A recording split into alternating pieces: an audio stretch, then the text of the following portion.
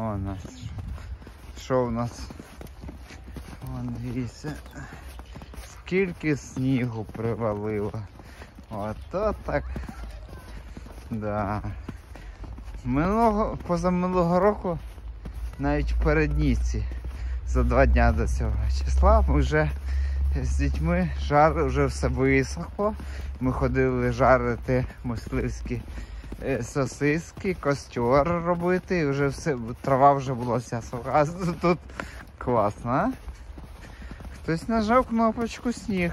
Ось наглядний приклад. От як багато снігу, як навалило. Зараз не йде, тому добре знімати відео. О, як багато.